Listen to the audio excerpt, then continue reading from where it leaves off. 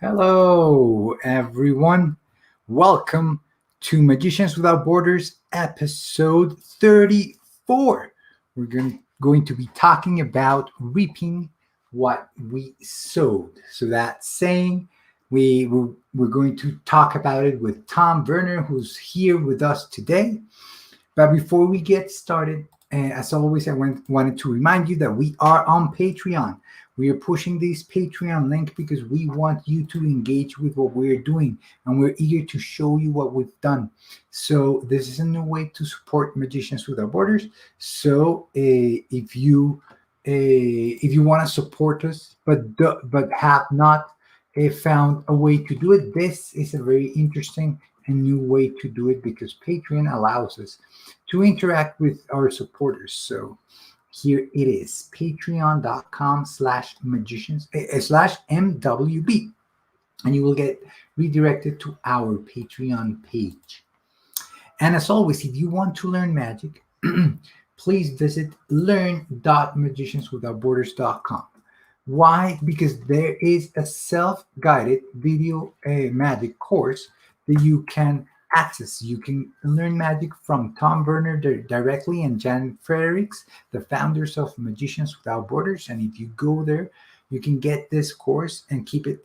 It's a video course where you get to learn 13 magic routines, and also the theory behind acting in magic and how when you act a trick, how to do it, not just the secret of the trick, but how to perform it and to actually become a magician.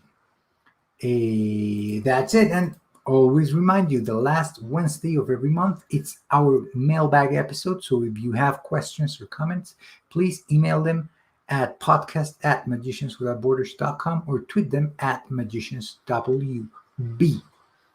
And well, that's what I always wanted to say. But today we're going to talk about this. You reap what you sow. That saying that you can find in the Bible. I think Tom is going to correct me on that. But that notion of you plant something and then it grows and then you get the rewards. So let's welcome Tom as always. Hello, Tom. How are you? I'm very good, Carlos. I'm here in Vermont, and it's very beautiful. Spring is really happening, except the weatherman said tomorrow night we might get a little bit of snow, but we'll see. But it's great to be here again. To be here with you always is a pleasure, and to be with whoever tunes in. And I hope you have questions or comments that we'll respond to tonight or during our mailbag episode in a couple of weeks. And a number, I think 3 more libraries signed up for the Become a Magician. So it's really spreading, and I got some wonderful feedback from from a librarian about how much they're really loving the course. So um, it's available for individuals and for libraries. Um, and we're going to be working on part two. So it's all very exciting. So great. Yeah, that's gonna be awesome. I think that the next time that we do it, or that you do it, it's gonna be great because we've learned from the experience, but also, we've figured out new ways to record and share our magic, and also, we've become more knowledgeable with the framework and platform and everything. So it's going to be great, better. And as always, we want to welcome Michael. Hey, Michael, how are you doing? Thank you for always. Michael, hello, hello. Thank you for letting us know you're here on the chat. Yes. Yes. So yes. I think that I'm pretty sure that you reap what you sow. You harvest what you plant. And I love that image that you had up there of the tree growing out of reap what you sow. I'm pretty sure it comes from one of the letters of St. Paul, I think, to the Galatians, but we'll check. You reap what you sow. So, Carlos, what have we sown these, more than going on 21 years now? It's so much, Tom, and I think that, there's two sides of it. There's also something that for me, comes with doing this work. That's the uncertainty and the not being sure that you're gonna make it, that you're gonna survive it, and all that. But the constant work, brings us to points like what we're gonna do this week, or in 3 weeks, sorry, and the 29th, which is one of our biggest shows that we've done to date with the kids from the slums. So it's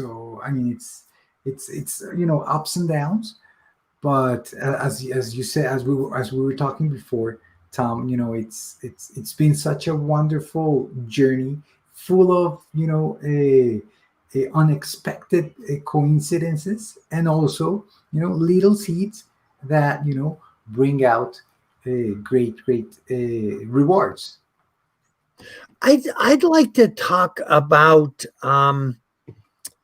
the coincidences, so-called coincidences, what Carl Jung and the great physicist Wolfgang Pauli, they wrote a book together called Synchronicity, where things happen.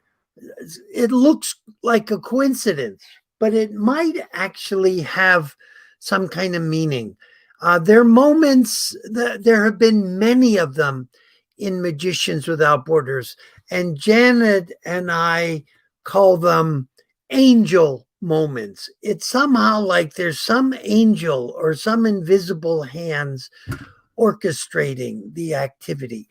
And it started, and I don't know whether I ever told this story. I told this story about performing in the refugee camps in Kosovo and how that kind of began the whole idea of using magic to inspire hope, that the impossible is possible. But how did I end up in Kosovo? I don't know whether I ever really told that story. I had because signed up. I have it on my mind. Yeah, I have it on my mind. It's just you went and by things of you being close. You said, someone said, "Hey, let's go." Well, actually, what happened was I signed up and I was invited actually to a very small retreat by a Buddhist teacher. It was limited to 100 people, and it took place inside the concentration camp at Auschwitz, Birkenau, outside of Krakow, Poland. It was a powerful, life-changing experience, as you can imagine, living inside that camp for 5 days, bearing witness to what happened there.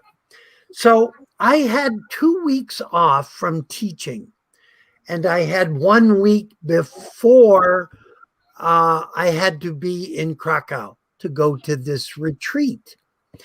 And I thought, I'm in a part of the world I really have never been to. I'm going to do something, figure out where I can go, kind of on a vacation before I go to the retreat. So I'm sitting just about this time at night, around 6 o'clock. I'm listening to, out of one ear, I'm listening to a news program called All Things Considered. And what I have is a map of Poland and the surrounding area. And I took a compass and I put it into Krakow, and I was going to draw a circle of 300 miles and see what my possibilities were, like 300 miles from where I needed to be, because I could take a train in one day, 300 miles. So on the radio is a report about Kosovo and the refugees in Kosovo. And I put my compass down, and one ear is listening to the radio, the other is figuring what's going to fall in this circle. And I start scribing this circle. And just as I say, just as the compass passes through Kosovo, through the city of Pristina, they say Pristina on the radio. No. I went, oh my God, I'm looking at the map. They said Pristina. My compass hits Pristina. And on the map that I had, it wasn't Kosovo. It was still the former Yugoslavia, because it was all breaking up into these different countries. So being somebody who takes those kind of synchronicities seriously, I wondered, oh my God, maybe I'm supposed to do magic for these refugees in Kosovo. So I called someone who I knew somebody who had just come back from Kosovo. And she was at a place in southern Vermont called the School for International Training. So I got her email address from this friend, and I write to her. Her name was Liz. And so I write to her and I say, I'd like to go to Kosovo. I'd like to do shows for the refugees there. And she writes me back almost immediately and says, don't go. Don't go. You're just going to cause trouble, because these people, the folks who are taking care of the refugees, the people from the UN High Commission for Refugees and the NGOs working there, they're overworked, and you're just going to create more work for them. So if you go, and please don't go, but if you go, do a show for the people who are working with the refugees. But she says, don't go. So I went, yikes. So I called another friend, the person who was helping organize that retreat in Poland, because I knew she knew that part of the world. And I called her and I said, Ginny, I'm going to go to Kosovo and do magic shows. Do you know anybody in that area? And she said, one of my best friends is in Skopje, right near Kosovo, and she works for the UN High Commission for Refugees. Oh my goodness. So I call her. The woman says, her name was Maria Todorova. And Maria Todorova says, this is crazy. We were just talking about magic today at work. And I will contact the people in Pristina, where the headquarters are, and we'll set up shows. I went, oh my goodness, I'm going to go to Kosovo. So I get a plane ticket, and I'm figuring, my God, Kosovo, Macedonia. I don't know anything about this place. I start researching it, and there turns out to be a lake in southern Macedonia called Lake Ohrid. And it is a sister lake to Lake Champlain here in Vermont. They have this relationship. And this is a very ancient lake, and there are 700 ruins of monasteries around this lake. It's a very sacred place. And I thought, oh my goodness, I want to go to Ohrid. So I write to Maria Todorova, and I said, do you think there's going to be time for me to go to Lake Ohrid? And she didn't answer me. So she meets me at the airport. We go and sit down at a cafe in Skopje. And I said, what about Lake Ohrid? She said, well, the schedule's very full. If you go to Ohrid, you'd have to leave today. I said, oh my God, I've been up for 36 hours. She said, there's a bus. I said, I'll go. She said, okay, the bus is like 7 hours from here to Ohrid.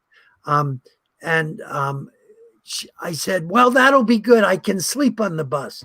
She said, well, the bus has to go through Gustavar and Totava, and there's been fighting there in that area. But it's a little calm right now, so it might be. I said, okay, I'll go. She said, I'm so happy. Now remember, her name wasn't Liz Gray, it was Paula. Remember Paula, who wrote me that negative email? She said, please don't go. But if you go, do a show for the people who run the refugee camps.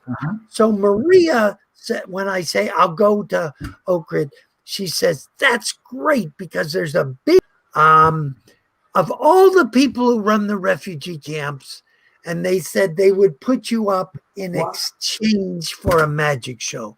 I went, oh my God, I'm going to do the magic show that Paula, who told me, don't go, but if you do go, do a show for the people who. This is impossible. Somebody is writing this script for me. So that's how Magicians Without Borders was born that week. I've always said the seeds. I use that expression. That's interesting.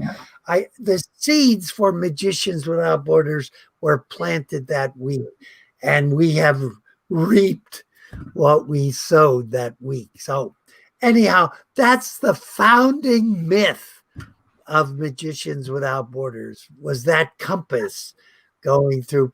So anyhow, I think I've told you that story, but I don't know whether I've told the whole story on the podcast here. On our show, I don't think you had shared it with us, but I appreciate it. I mean, it's such a wonderful set of coincidences that, and that gut feeling of saying, hey, I really want to do it. Let's do it. Let's go. Right. And that it ends up, being such a revelation for you and the foundation of our work. So I'm very, very grateful that you didn't listen to Paula in the first place, and that you definitely. But I think somehow our intentions for this work have been pretty good from the beginning. We do raise funds from individuals, mostly very small donations, and that's what supports us. And this past year, we have developed, through your hard work, raising funds for the kids and for the program in Bogota, and for Magicians Without Borders doing corporate shows. But We have done thousands of shows in orphanages, refugee camps, hospitals, community centers for poor people around the world over these 20 years.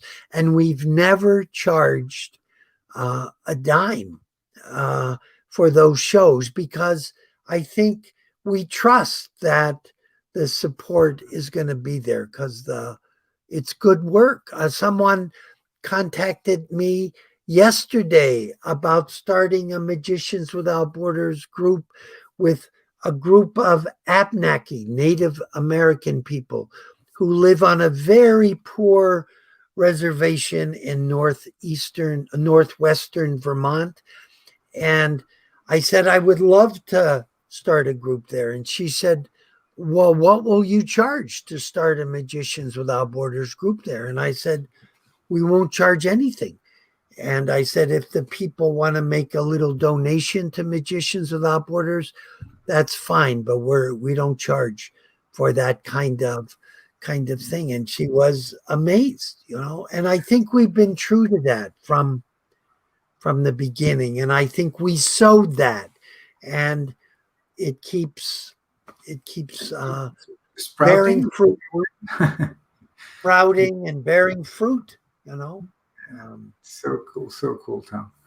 Yeah, I mean, for me, when we talk about sowing and the idea of seeds being planted, I always get reminded of a TED talk that actually Ryan, the reason I am here, did. He's done multiple TEDx talks, but this one, I want to pull it up and maybe show a minute or a minute and a half here. Oh, that would be wonderful.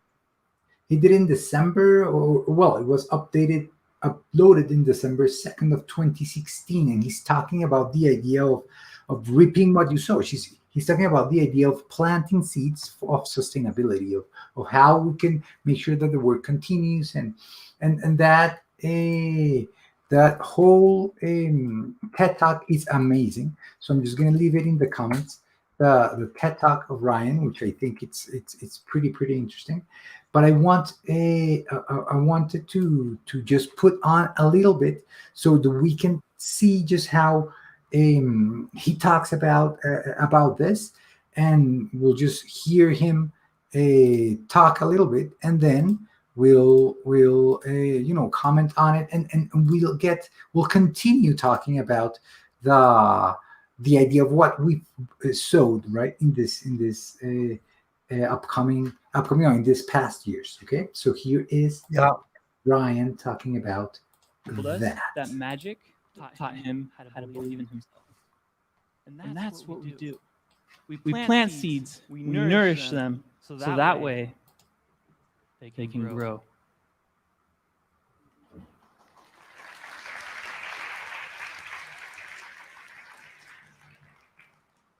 About a year ago, I had the opportunity to travel to San Salvador, El Salvador. Two of our original magic students that began learning magic with us about a decade ago said they wanted to teach their own program of teaching magic to at-risk youth. They wanted to pay it forward. Their names are Maricela and Peter. As my month in El Salvador was coming to a close, the idea of starting a program with Maricela and Peter was beginning to feel more and more impossible. Maricela had a demanding job that she couldn't get away from to teach magic once a week. Peter was equally as busy. Additionally, travel from their hometown to San Salvador, where we would host the magic classes, was about 3 hours round trip for them, and it was incredibly dangerous. We didn't even have the funding to pay for the logistics of the program. It was just feeling impossible. And I lost complete faith in my entire month in El Salvador. Was I just forcing my own agenda on these people? Is this really something that they want?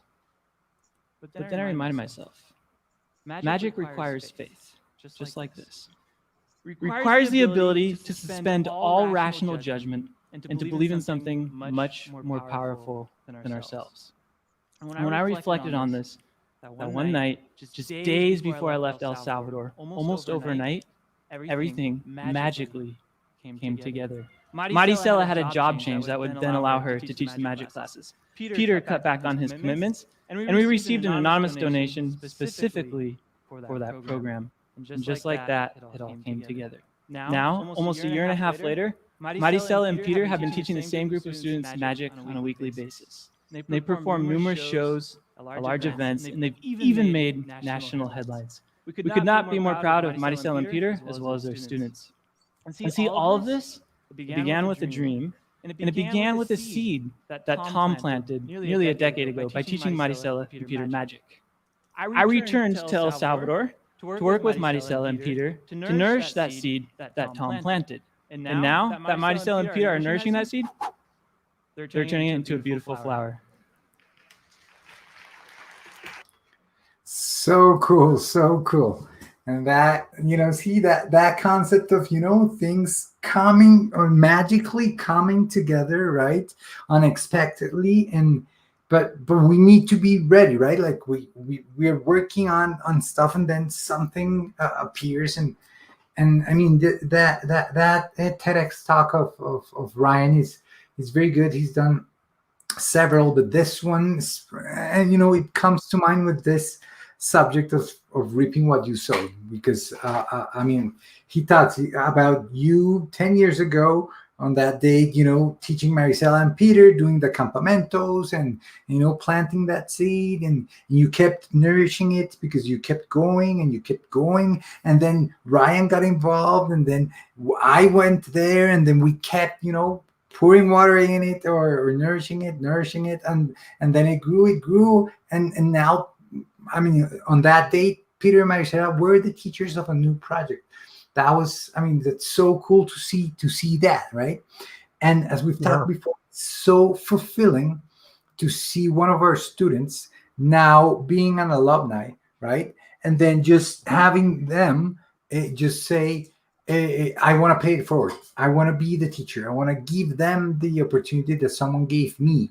I think that's so powerful, because that shows the commitment that they have and the impactful of the work that we've done. And it's those little how would you say, those little sewings that we did, little pieces of fruit that have developed from all the work, all those that started with your seed so many years ago. Yeah, well, let's just back up just a moment, because what Ryan was saying about, and it happened like magic, things just fell together that last week when it all looked like it was going to fall apart. And that almost seems like part of the process, that it seems like it's going to fall apart. The worst performances in theater is the dress rehearsal often. The dress rehearsal, everything that can go wrong goes wrong. Right. And that's as it's supposed to be. You kind of get it out of your system, or you learn from it, or whatever, so that the opening night, next night, usually it's going to all work out. When Ryan called me because a friend of mine here in Vermont, Steve Taubman, a magician, he was a college roommate of this guy, Michael Bart, who has a son, Ryan, who's growing up in Washington.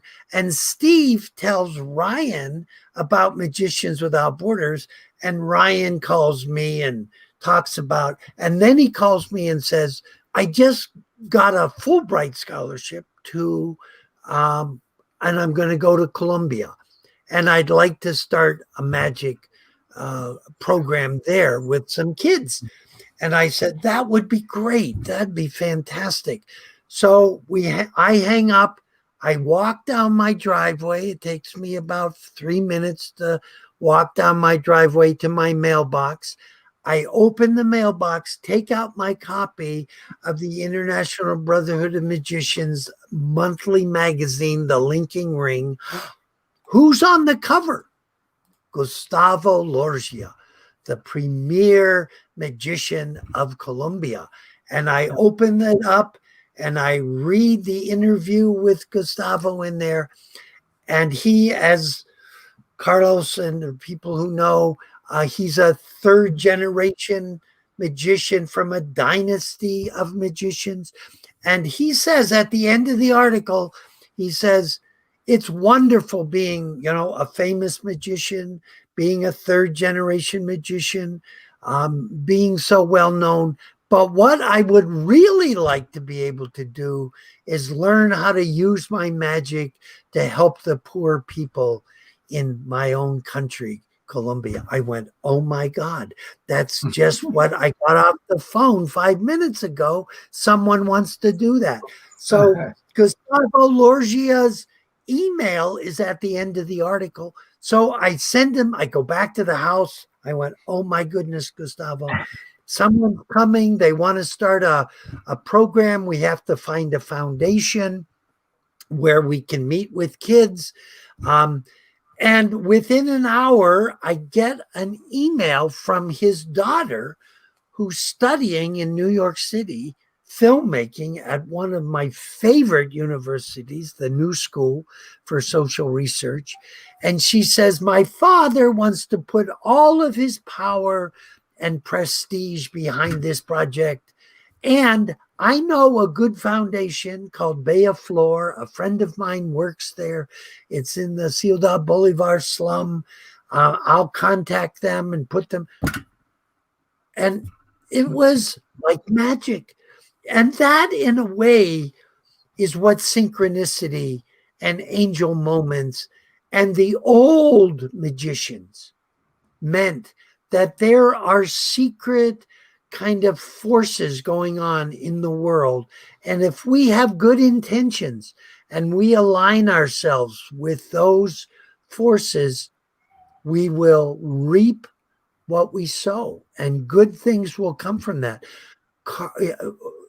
Ryan goes to Bogota. How did he meet you? I probably have heard that story, but I can't remember. I mean, you're one of the great things that came out of Ryan sowing those seeds. How did you two meet? I remember I was doing, as I did, shows for at-risk youth. I was doing magic shows and juggling shows for them. And then I remember I was performing for one of those foundations, right? And one of the kids, after he saw me do the show, right, he's like, hey, give me your deck of cards, right? I'll show you something. I'm like, okay, yeah, sure. I give him the deck of cards, expecting something like, the 21 cards, something that's simpler, right?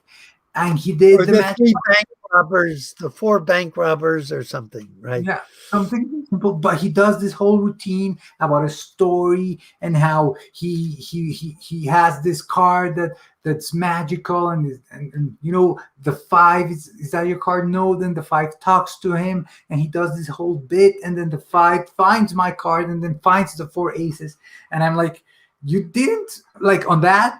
On that date, magic in YouTube was not that big, right? So I'm like, he did not learn that on a YouTube video, right? Someone must have taught him, right? And I said, hey, where do you learn that, right? And he said, there's a gringo teaching magic in my foundation. And as soon as he said that, I said, it has to be Magicians Without Borders, because I've rehearsed, I had researched who does magic teaching as in social projects, and there were just 2 organizations in the world, as there are now. There more than 2 performances, but teaching there's fewer. And it's the College of Magic in Cape Town and Magicians Without Borders. So I said, it has to be Magicians Without Borders. And that day, like after that, I talked to the person that was in charge of the group of the kids. I said, hey, you're telling me there's a gringo that goes there? And she's like, oh yeah, his name is Ryan. I'm like, can I have his phone number? Yeah, sure. And that I remember I was just backstage, wherever I was, I'm just calling him like, hey, are you from Magicians Without Borders? Please tell me this is true. Please tell me. And he's like, well, yes, you seem too eager on the phone, but yeah, I'm like, let's meet tomorrow. He's like, okay, I'll meet you tomorrow. And then Okay, I'm sorry, Carlos. I missed what happened between him showing you that wonderful card trick and then you getting the phone number. Who did you get the phone number from? Ryan's contact info? I was with the foundation, the kids of that foundation, and they had somebody Yeah. that was in charge of them, right? Because Okay. like I don't remember who she was. She was someone that was Right. older than the kids in charge of them, and I asked her, "Hey, this little kid tells me there is a gringo, there's an American teaching magic at the foundation." She's like, "Yeah, his name is Ryan," and I'm like, Uh-huh. "Can I please have his phone number?" And she's like, "Okay." And as soon as she gave me the That's phone number, right. I stepped outside and called them. It's so Do you cool. remember which of the students that was who showed you the card trick? Yes, his name is Andres. He did not finish the whole Yeah. course, Okay. but he was one of the first ones that was really eager and really good at it. And he was very outgoing, which Yeah. is it's not the it's very very rare to find one of the kids that's outgoing. So he was pretty Yeah. outgoing. He was pretty good. He liked you could see how empowered he felt when he was performing magic. When he was That's doing great. magic, he's like, you know what? Let me show you a trick, right? And this is your card. No, oh, but wait, and he did such a cool performance. He felt so empowered by it. So it's pretty That, cool. Andres is his name. And we've talked before about two kids that performed in a Gustavo Lorgia show like a week or two, no, maybe more, like a month or two after I met Ryan. And that's pretty cool because it all looped, right? Because Ryan then met Gustavo, then we went to his theater show and we got the kids to perform. So it's pretty cool how everything, circles back and ties in together. And that magazine on your mailbox, that was the seed that was planted that ended up, us doing a performance in one of Bogota's most prestigious theaters with Gustavo Lorgia. I mean, yeah. it's pretty cool. I mean, it sounds like magic, and it is in this sense of synchronicity and angel moments, and I really believe that. But also, Ryan took that millennial. Is that what it's called? That bus, Transmilenio. transmillennial.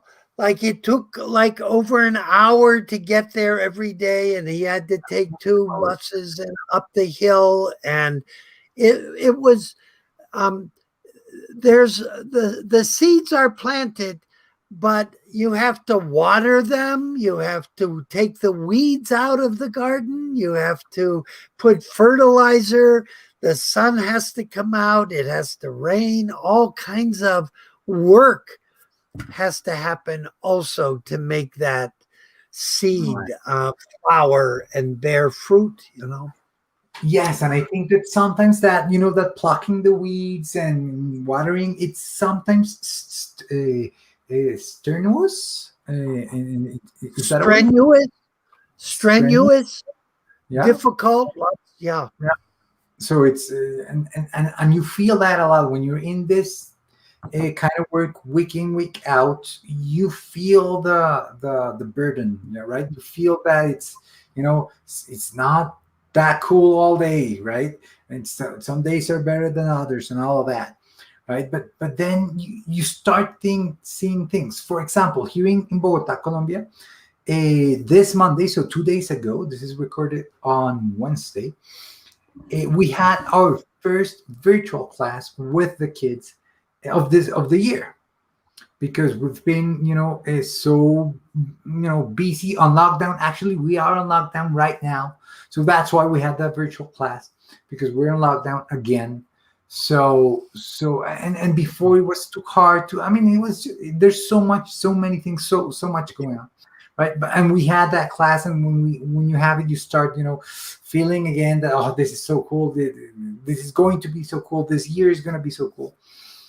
But when something like the pandemic happens, and you are willing and ready. I mean, you've been watering, you've been taking out the seeds, and you be the weeds and all of that. You see opportunities blossom, and I want to talk about that opportunity, because I think it's wonderful, and we've talked about this many times before in the show. But I just wanted to show you a little video about what we're talking about.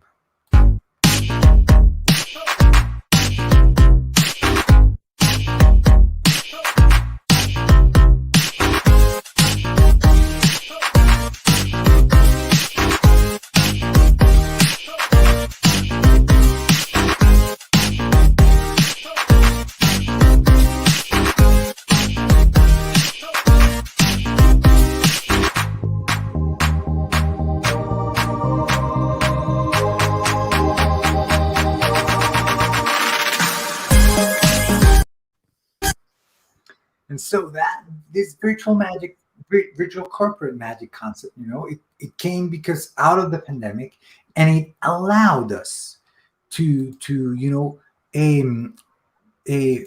feature the kids in this a corporate environment for great companies and big companies, because it's so cool that we get to highlight them during a corporate performance, meaning that we're gonna perform for 200 Google employees in 3 weeks, and that for me is just so freaking cool. I mean, it's just so unbelievable that we can do that, but because we were ready, right? We were ready to sow that.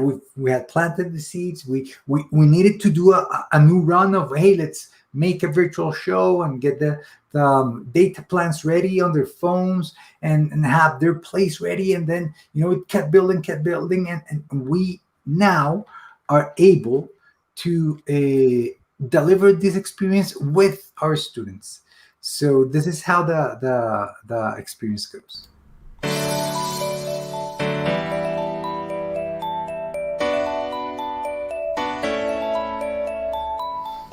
Hello, my name is Carlos López from Magicians Without Borders, and this is where we create our virtual magic show.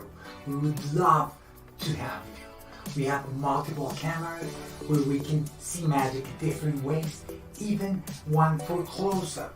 Let me take you there, and here you can see magic that's going to happen very, very close in front of your screen, and we would love to have you here with us. We've done this show over the last year for great companies like Waymo, YouTube, Google, and we would love to have you. We can deliver this show via Zoom, via Google Meet, Microsoft Teams, or WebEx, or any other communication platform. Looking forward to seeing you at the show. Bye-bye.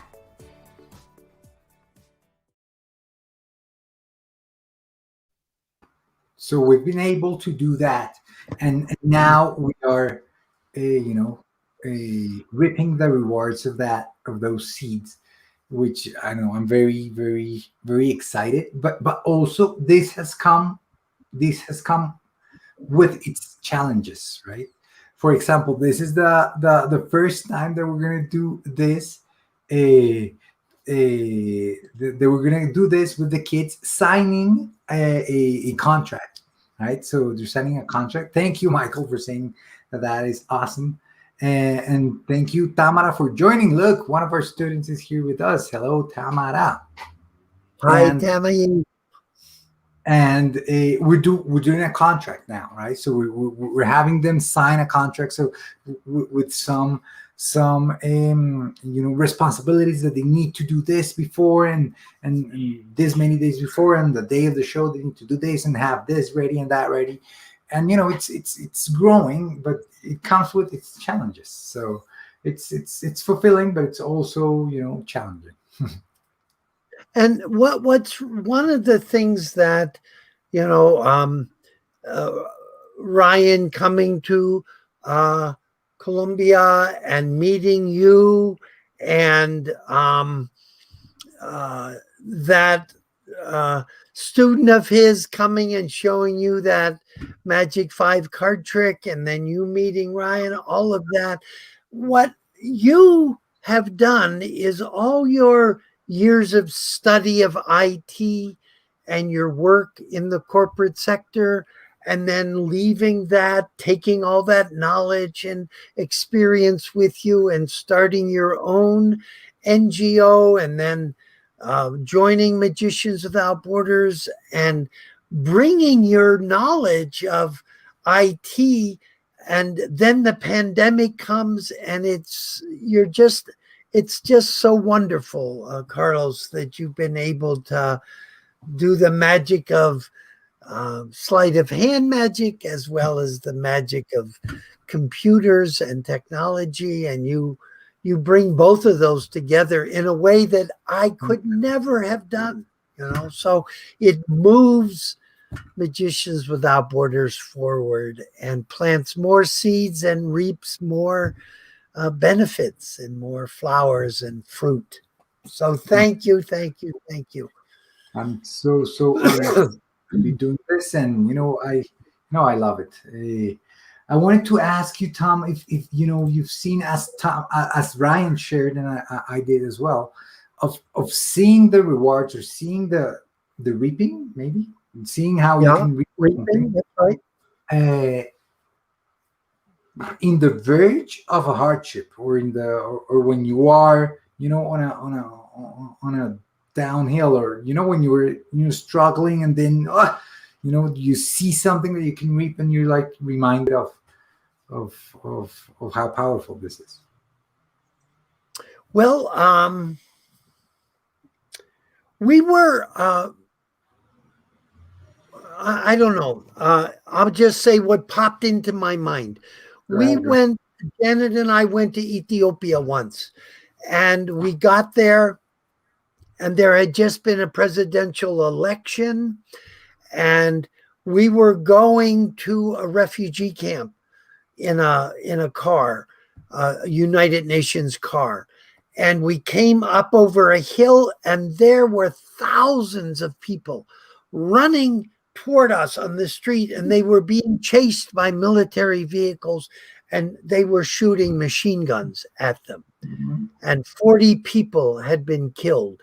And the UN driver turned off, and we got out of there. And it was a protest against this rigged presidential election.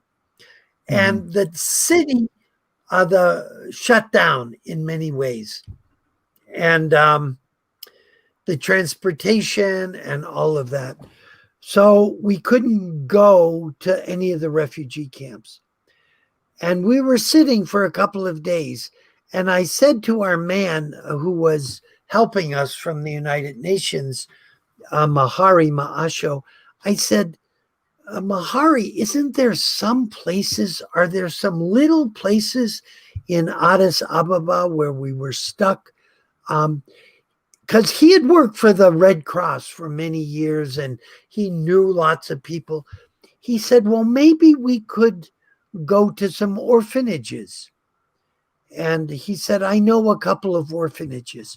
So he made a few phone calls, and we started through the streets, and we were the only people on the streets, and we got stopped by the police.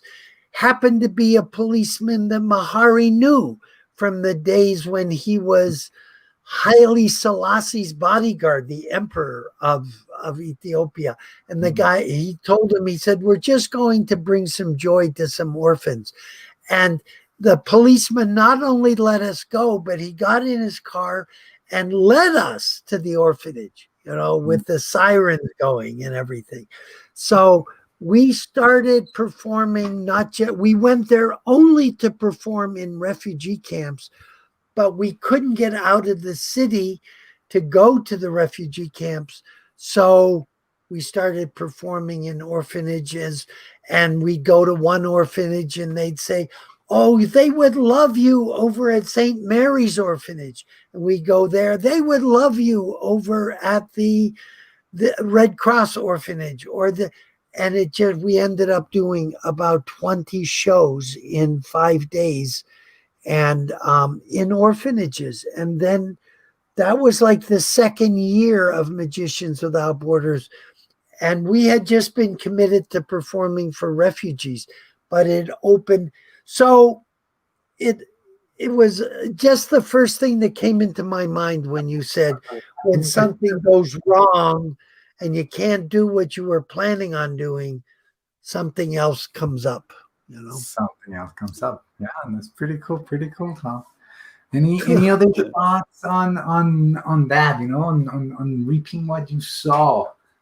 Uh, you know, any Well, other- let me just say one other thing that I was thinking about when you said, let's talk about reap what you sow tonight. I mean, it's such an ancient, something that Janet and I have done in the hundreds, thousands of shows that we've done these last 20 years, is we stop before every show. I don't know if I've ever said this out loud, but she and I, before we go and do the show, we stop and hold hands and make an intention for that show.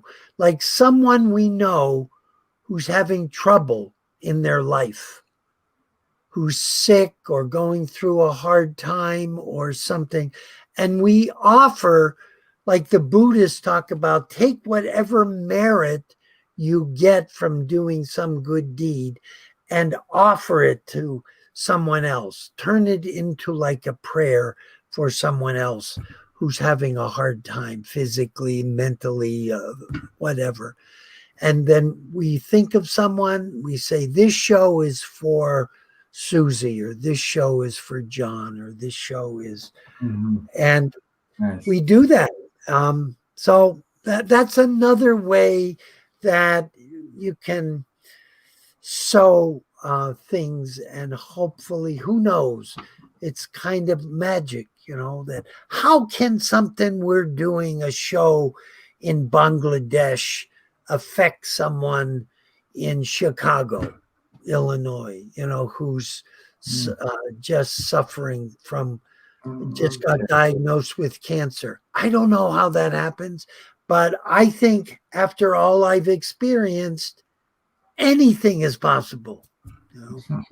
So I love that. And I wanted to, as always, remind you of another way that you can support our work, and that it also has some connections that are, that are made through those experiences that are, and they're unexpected.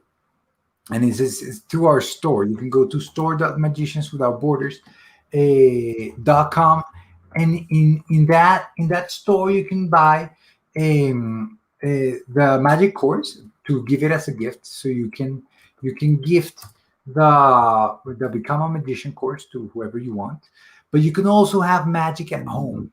We'll have a magic show from our students and a magic lesson, so a workshop from our students at home. It's a live one, and I remember we did a birthday party very early in the year, right, for an Indian family in the U.S. And they were people in India and people in the U.S. I think it was in California.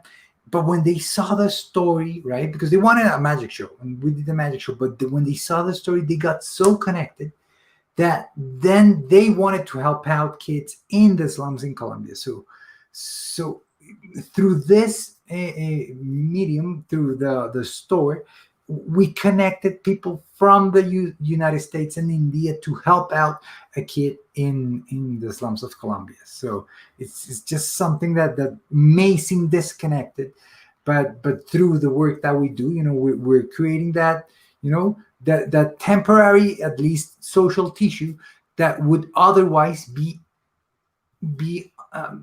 invisible, be not invisible, be improbable.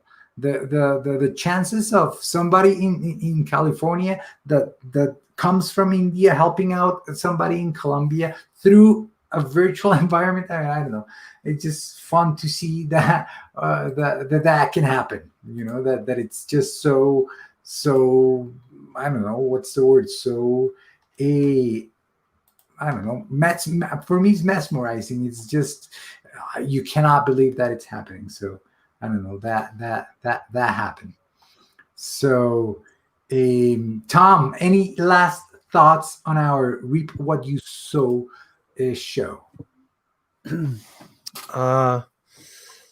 Well, I just feel like, as I said earlier, all these amazing things that have happened from the very, very beginning when I drew that compass and it went through Kosovo and we ended up there, and the original seeds were planted to today.